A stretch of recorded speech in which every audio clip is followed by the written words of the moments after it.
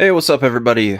We are here for Season 2, Episode 13 of Twin Peaks. This episode is called Checkmate, and it's got some pretty good stuff and a lot of fluff. So, let's get down to it.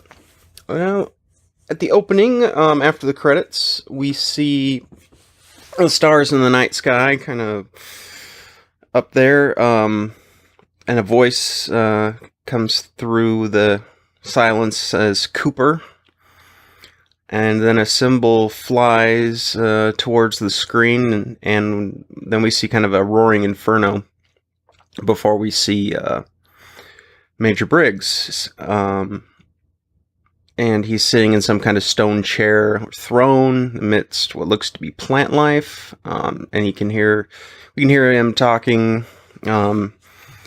as if he's recalling something from a dream, almost. And he says, "I remember stepping from the flames, the vague shape in the dark, then nothing, till I found myself standing by the cold remains of our campfire 2 days later."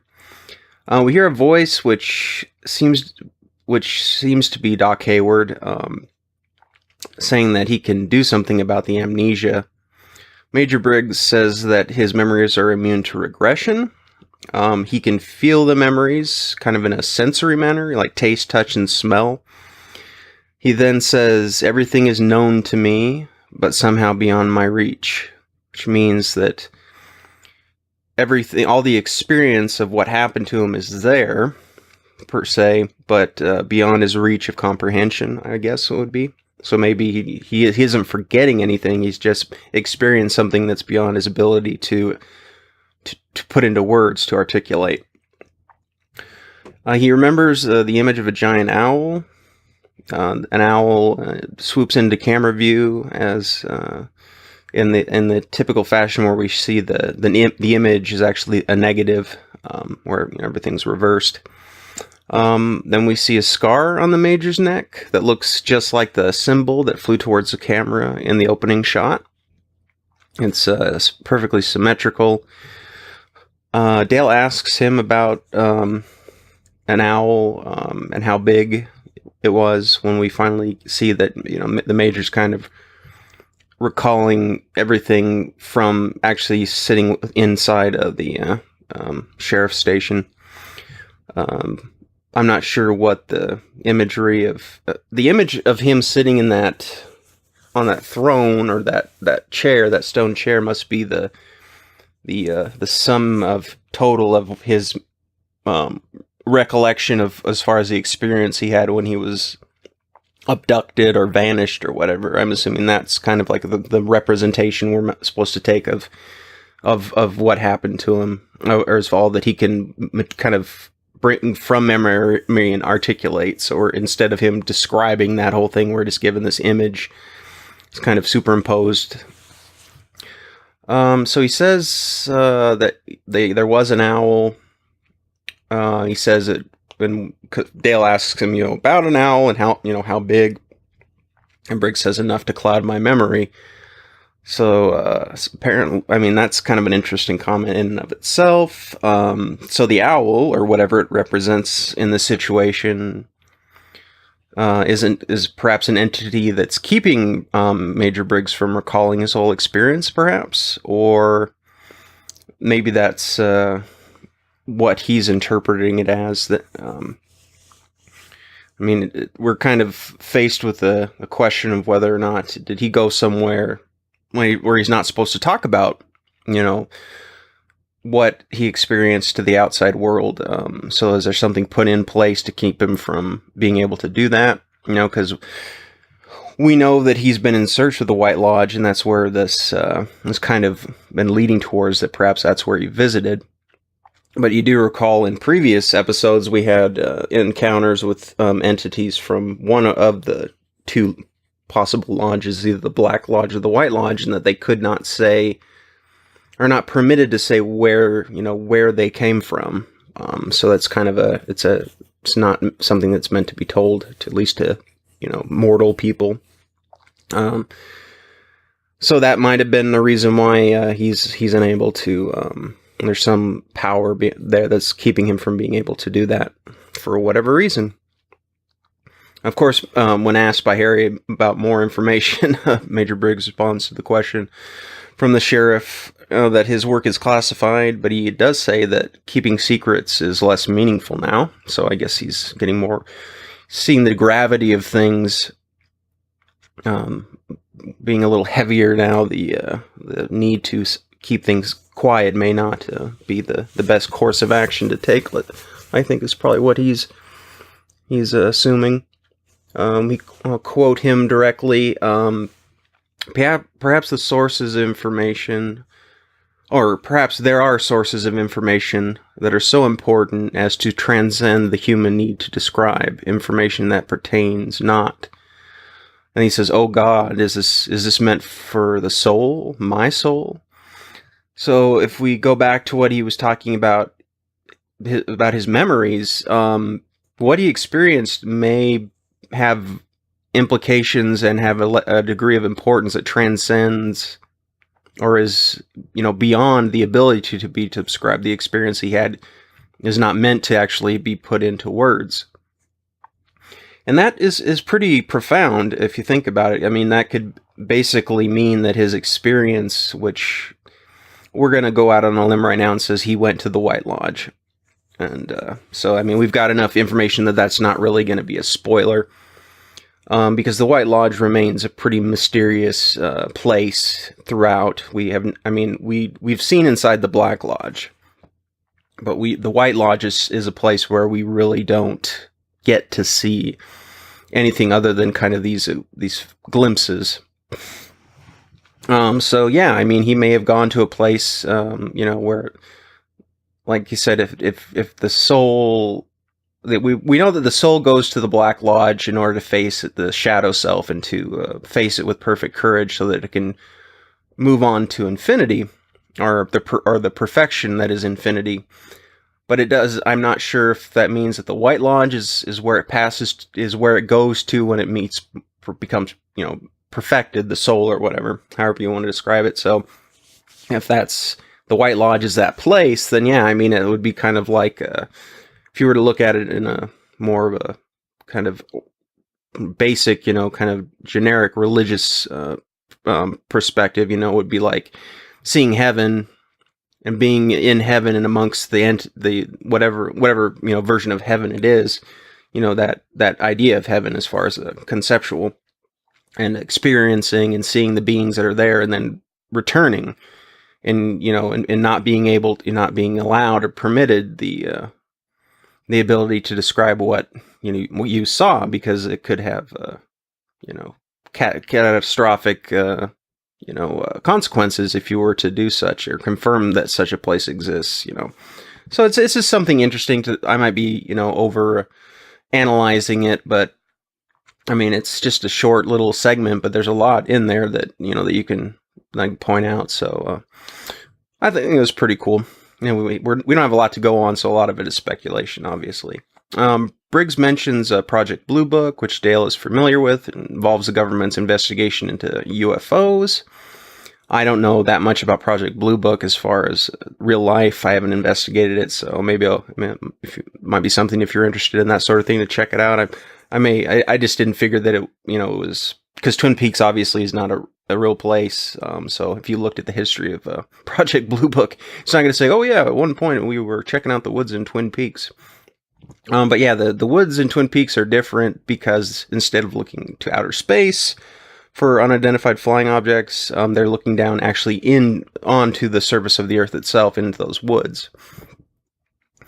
And the activity that happened in Twin Peaks obviously drew the interest of the government, or those acting. Like I said, it was disbanded in 1969, so it's acting in an unofficial capacity, but are still investigating it. So the Major confirms to Dale and company that they are indeed searching for the White Lodge, which we pretty much, everyone was giving us the runaround, whether it was, Colonel Riley or Mrs. Briggs, but we pretty much figured that was the place by which because remember, we hear at the intro the Cooper, that voice saying Cooper, and that was what the machinery that they were using to observe, the areas around the woods picked up. So we can, in some stretch, assume that the giant may have come from the White Lodge or something along those lines, because it seems to be, I don't know if that means that he's an entity that exists within the White Lodge, or if somebody else, there's a lot, like I said, all that stuff's kind of a mystery, but we're kind of connecting things. I mean, it wouldn't make much sense if they brought up the whole, that a mention of the word Cooper as when the giant appeared for the first time after Dale had been shot. So Briggs, like I said, Briggs mentions Project Blue Book. Dale knows what it's about. Like I said, they confirm that they're searching for the White Lodge, and then Colonel Riley apparently sent a couple of MPs to escort Briggs back to base or wherever. So he's escorted off. Dale looks at the Polaroid, which Doc Hayward says is a perfectly symmetrical shape, which is odd if it's something that occurs on the body. If it's a natural occurrence, usually it's not going to have a perfect symmetry to it. So he was branded with something or whatnot. But what significance that symbol has, we'll have to wait and see. So Dale looks at the Polaroid, and water starts to drop from above onto the picture from the sprinkler system. And the last time the sprinkler system poured water was the night that Bob was cornered in the room and escaped after Leland's death. And they have that same kind of sound that plays when we have that motif of the owl, like when we had the first person view of right after when Leland had died and the Bob in owl form was flying off. It had that kind of that weird creepy noise to it. So I'm sure they're using that to draw it back some hint of either the danger of or the importance of what's going on, to some degree. Ernie has to place a call to Jean Renault to say he's found a buyer for the drugs in order for them to set up a sting to get Jean Renault. Dick shows up dressed incognito and pulls Andy aside to let him know he's doing a little investigating. Little Nicholas's records have been sealed up at the orphanage, so it looks like that's where they're going to go next. Lucy says that she wasn't able to find anything in the newspapers that Dale told her to look out in for mention of Wyndham Earl or any chess deals. Ed stops by the Double R for coffee, passes Norma a note, they need to talk later. At the Johnsons, Shelley is playing Nanny DeLeo the vegetable, and her mood is sour. I can't imagine why. Bobby's apparently too focused on his business career to give a damn and leaves, and that pisses her off. We have more James and Evelyn drama, then more Nadine and Mike stuff. Like I said, this stuff is not overly important to the Wyndham Earl case, I'll refer to it as. Harry shows up to see that Josie's a maid now, and now she's no good for him, blah, blah, blah, same old song and dance. Audrey goes in to visit her dad and sees that he's gone nuts. He's assumed the persona of General Lee. So, yeah, his loss, Catherine beating him at his own game really did a number on his fragile ego, to say the least. Ed and Norma finally get together and are making whoopee, as I used to say on the match game. Or the Newlywed Game. That's right, the Newlywed Game, wasn't that it? Yeah, I used to say making whoopee instead of sex, because it was not a good thing to say, according to the censors back in the day. Yeah. Anyway, Ernie apparently has a childhood condition where it causes him to sweat like a pig when he's nervous, and Hawks has the pleasure of trying to tape the wire to the wiretap on Ernie, because he's going to be the spy or the informant, so to speak. When the drug deal goes down, he's got some more humorous dialogue about the Korean War, I guess. It's funny. And Denise is now Dennis, with a goofy-looking little rat tail. Andy and Dick are at the orphanage, looking for Nikki's info.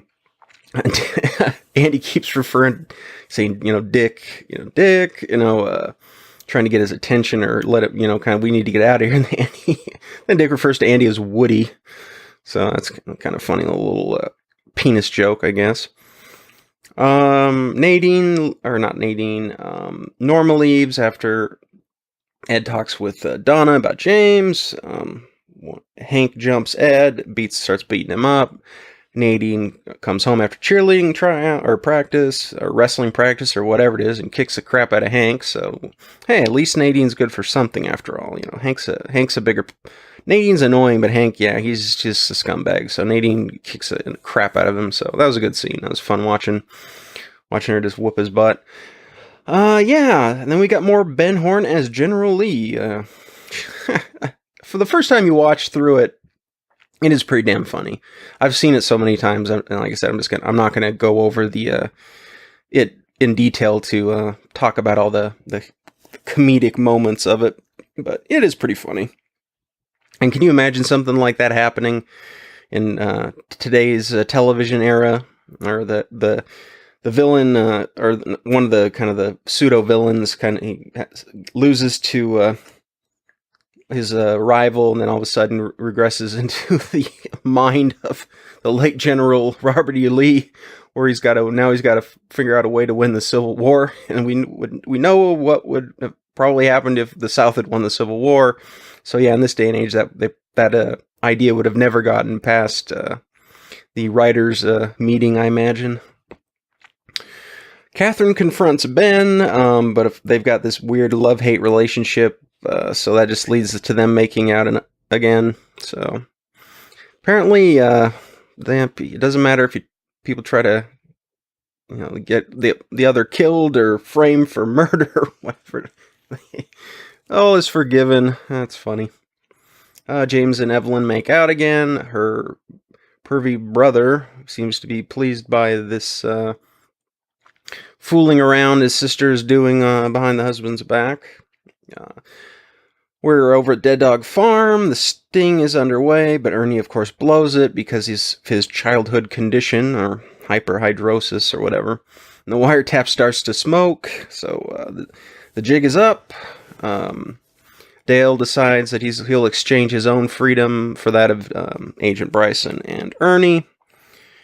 Harry, of course, thinks Dale's nuts and says, let's get the state police and get some backup because we got some serious crap going down here. Evelyn watches James sleep from the doorway. Apparently, I'm assuming they just had sex. So, and something tells me that Evelyn and Malcolm aren't related, and that the whole brother-sister thing is kind of a ruse.